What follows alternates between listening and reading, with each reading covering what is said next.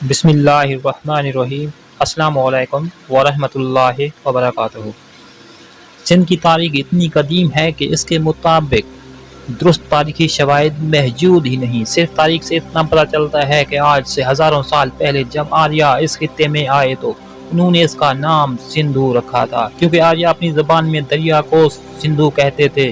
ابتدا میں وہ اس ملک کو سندھو کہتے رہے، مگر آہستہ آہستہ انہوں نے اسے سندھ کہنا شروع کر دیا۔ اس نام نے اس قدر شہرت حاصل کی کہ ہزاروں سال گزر جانے پر بھی اس کا نام سندھ ہی ہے۔ آج کے اس ویڈیو میں سندھی تہذیب اور سندھی زبان کے بارے میں آپ سے چند تاریخی معلومات شیئر کروں گا۔ امید ہے کہ میری یہ چھوٹی سی کاوش آپ کو ضرور پسند آئے گی۔ میں ہوں جام فاروق احمد، آپ دیکھ رہے ہیں میرا یوٹیوب چینل، تو میرے ساتھ رہیں۔ Welcome back.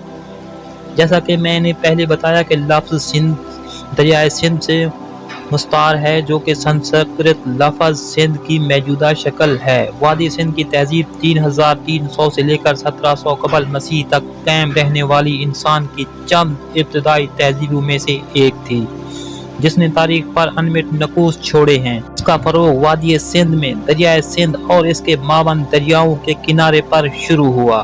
اسے ہڑپا کی تہذیب بھی کہا جاتا ہے۔ ہڑپا اور موہنجودڑو اس کے اہم مراکز میں سے تھے۔ ماہرین کو دریائے سوا کے کنارے بھی اس تہذیب کے آثار دریافت ہوئے ہیں۔ اس تہذیب کے پاس ہی پکی اینٹوں سے مکان بناتے تھے اور ان کے پاس بیل گاڑیاں بھی تھی۔ وہ چرخے اور کڈی سے کپڑا بنتے تھے۔ مٹی کے برتن بنانے کے ماہر تھے۔ کسان، جولاہے، کمہار اور کاریگر وادی سندھ کی تہذیب کے معمار تھے۔ سوتی کپڑا، جسے انگریزی میں کاٹن کہا جاتا ہے، وہ انہی کی ایجاد تھی۔ لفظ کاٹن انہی کے لفظ کانتا سے بنا ہے۔ شکر اور شطرنج دنیا کے لیے اسی تہذیب کے انمول تحفے ہیں۔ وادی سندھ کی تہذیب نے ہزاروں سال سے زمانے کو مومیز کر رکھا ہے۔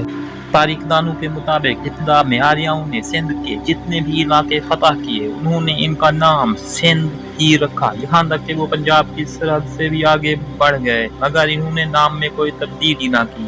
جب آریاؤں نے گنگا تک کا علاقہ فتح کر لیا تو انہوں نے اس کا نام آریہ ورت رکھا، مگر ہندوستان سے باہر اس نام کو پذیرائی نہ ملی۔ ایرانیوں نے اپنے لہجے میں سندھ کو ہند کہا اور یونانیوں نے ہند کو بدل کر اند کر دیا۔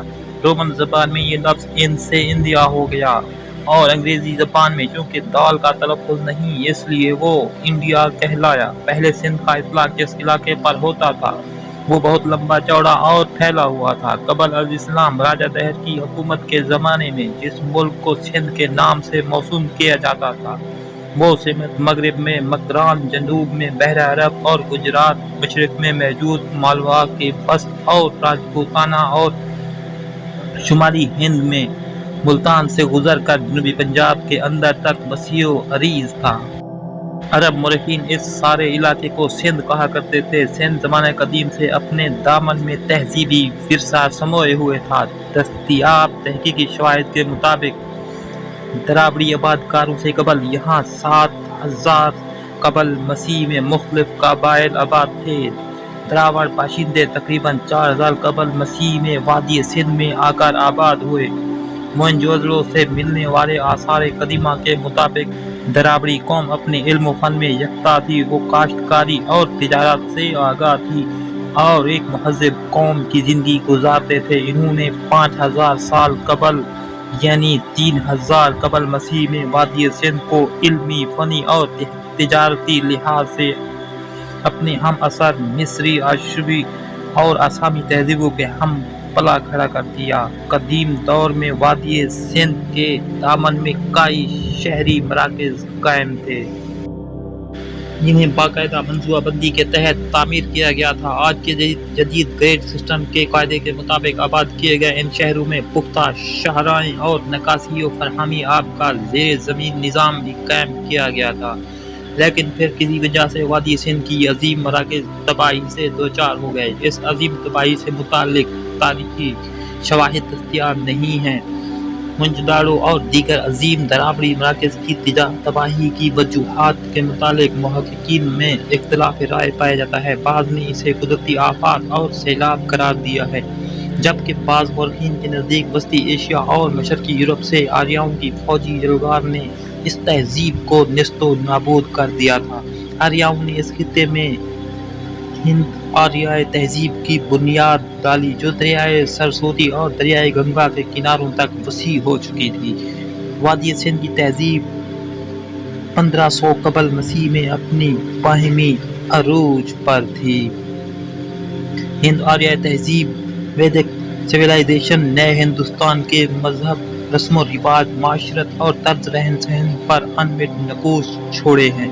माहिरीन आसार कदीमा ये समझते थे कि पाक व हिंद में तमद्दुन की दाग बेल आर्याओं ने 1500 कबल मसीह में डाली थी। इससे कबल यहाँ के बाशिंदे जंगली और तहजीब व तमद्दुन से ना आशना थे, मगर बाद में मिलने वाले शवाहिद ने इस नजरिए में तब्दीली पैदा कर दी और इससे मुल्क की तारीख को 1500 साल पीछे धकेल दिया। एक तरफ मोहनजोदाड़ो और हड़प्पा के आसार और सिंध की कदीम तहजीब के बारे में जो शवाहिद मिल सके हैं, इनसे ये बात साबित हो गई है कि आर्याओं के आने से बहुत पहले ही ये मुल्क तहजीब और तमद्दुन का अजीम गहवारा बन चुका था। वादी सिंध की कदीम तहजीब से अंदाज़ा लगाकर माहिरीन इस बात पर मुत्तफिक हैं कि सिंधी ज़बान सिंध में आर्याओं बल्कि दरावणों से पहले की ज़बान है। यही वजह है कि माहिरीन ने सिंधी ज़बान को इस खित्ते की असल ज़बान बताया और इस दरावणों से पहले की ज़बान करार दिया है।